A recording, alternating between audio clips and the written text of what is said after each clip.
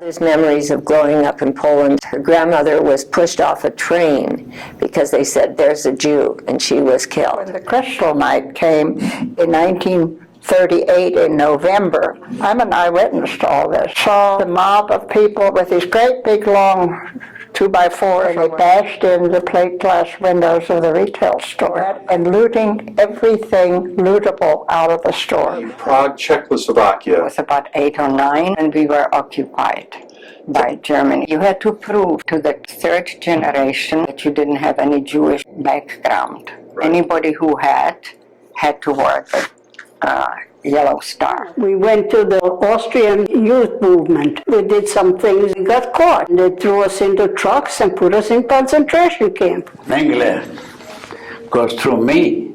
Had a little gold feeling in the inside of my tooth. Tied up my hands. Give another kid a pair of dirty, rusty pliers. And pulled every one of my teeth with my gum, including to get that piece of gold from my crown down here. Since 17 and a half years old, I didn't have a tooth in my mouth. Yes.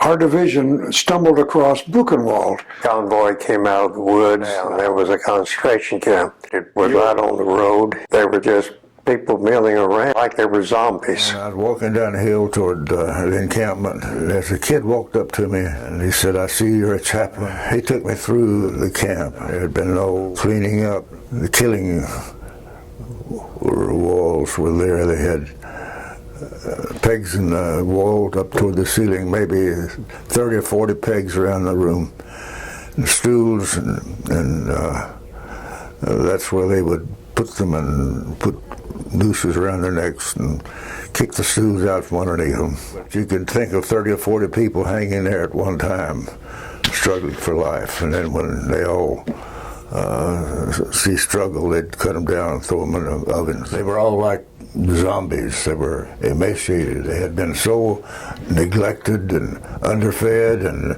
persecuted and all that stuff that they didn't know whether they were living or dying. We never heard from Sonia, from my sister, and we thought they all got killed and marked out. A year later, we heard that my sister's alive and Sonia's alive. 40 years and a half a world later, that Marianne literally bumped into her dear friend Sonia here in America. My parents, they were fortunate to be enough survivors of Holocaust camps, specifically some of the worst ones, including Auschwitz. If it weren't for them surviving, I wouldn't be talking to you right now. And my parents have died many years ago, so a lot of questions. Are you sure there's no other relatives? You know, can you do a little more research into possibly finding, are there other relatives that we have? It's just hard for them to realize and understand why someone would pick on one form of religion and do what they did. My grandmother and my aunt with her 2 little children and my uncle, separate aunt and uncle, were killed in the Holocaust. When I was young, I remember my mother and father and my uncles poring over the dining room table, calling the congressmen, calling the senators, calling the Red Cross, trying to get their mother, my grandmother, out of the old country.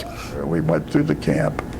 My squad saw people in the bunks, and I spoke to them in Yiddish. Then we came out of there, and there was some.